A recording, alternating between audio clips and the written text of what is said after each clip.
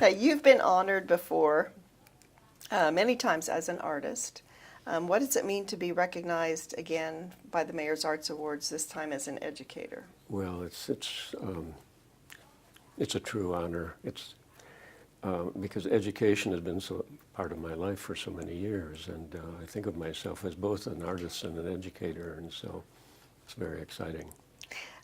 Um, why did you choose textiles as your lifelong work? Well, I think it chose me actually, because I'm the youngest of 4 children, and my siblings were older, and my mother was very, very busy, and so my play area was either in the kitchen, the garden, or her sewing room. Well, the garden was seasonal, the kitchen was dangerous, and so I spent a lot of time in her sewing room, and I became enchanted with textiles. She would empty out a rag bag in front of me, and I would sort out the pieces according to color, first of all, and then later according to other characteristics. Now, you came to Lincoln, it's been over 50, 60 years now? Well, 50 years? it was in 1965. What's kept you here all these years? Well, Lincoln. It's a wonderful place. It attracted me. I lived in California before then, and the 60s were a period of restlessness. And well, I was in my 20s at that time, and it was hard to find direction. The Vietnamese War was going on. Many of us didn't understand it. So it was a period of turbulence on the 2 coasts, and I was seeking a place that was a little bit more tranquil. And then all of a sudden, this opportunity showed up in Lincoln, Nebraska. And at that time, the arts were I mean, there was an art scene, but nothing like it is now. No, it was more a vision, and I was struck by the visionaries in Lincoln.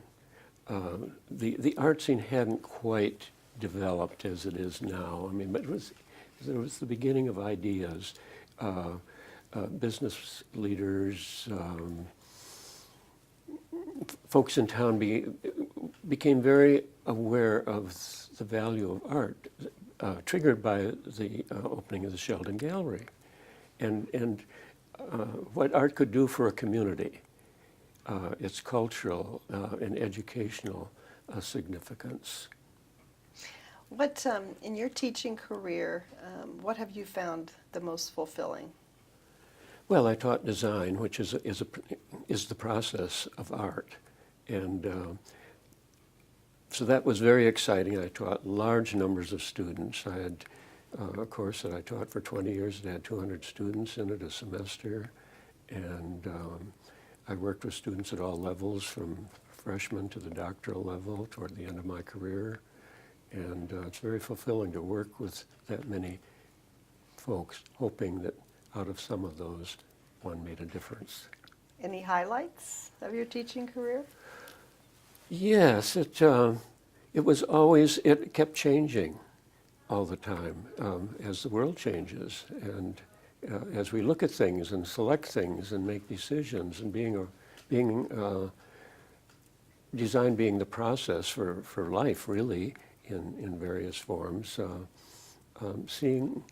helping that evolve. And I, of course, was evolving myself as an educator and as an artist, as a citizen of Lincoln, as a participant in the art scene.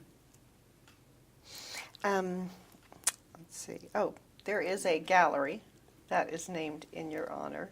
Yes. How did you feel when you found out that they were going to name the Textile Gallery in your honor? Well, of course, it was very meaningful and very exciting because that too was an art project.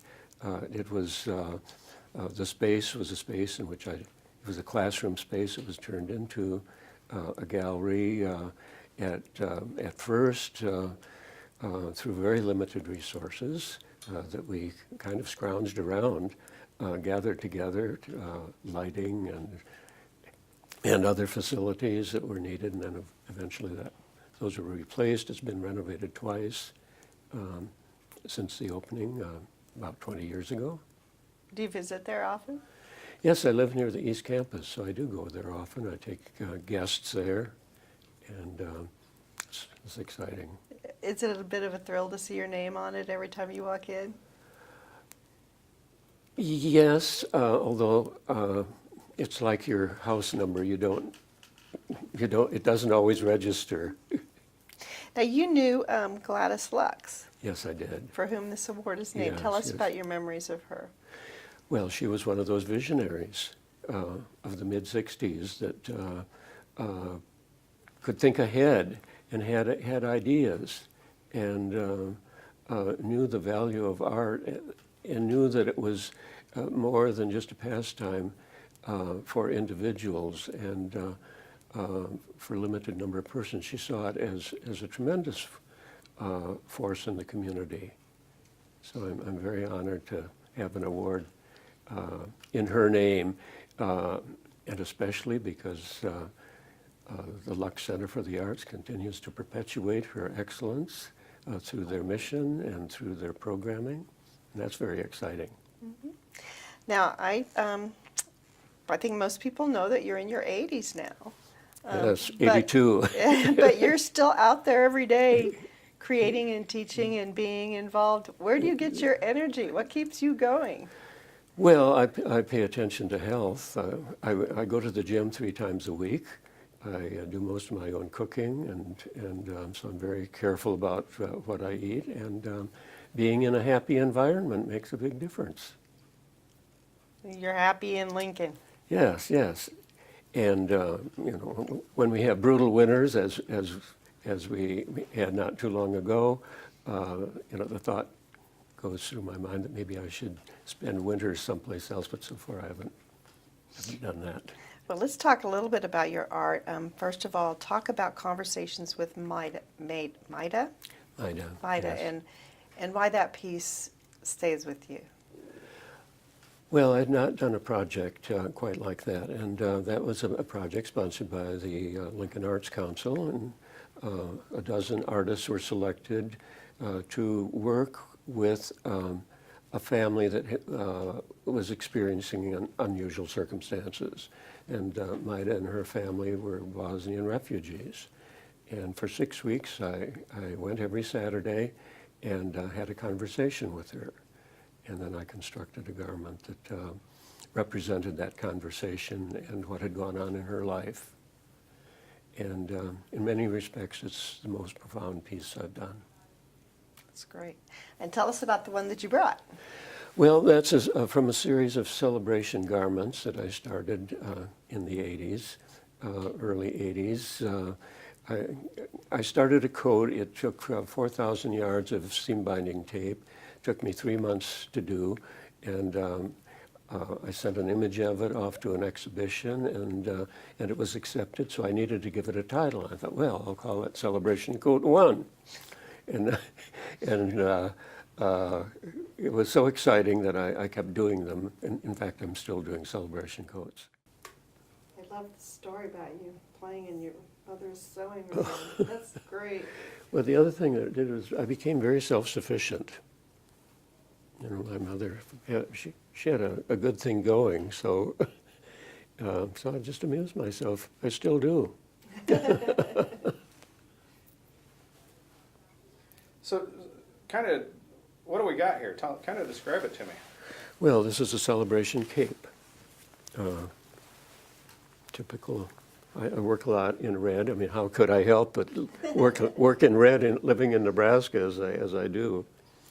Which was interesting when I came here from California. Folks said, well, no, it's a very conservative environment there. And then I came out and saw all the red clothing.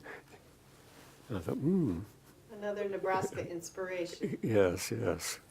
One of the things we're asking everybody is who their favorite wizard is. Well, actually, it'd have to be the design process, because whenever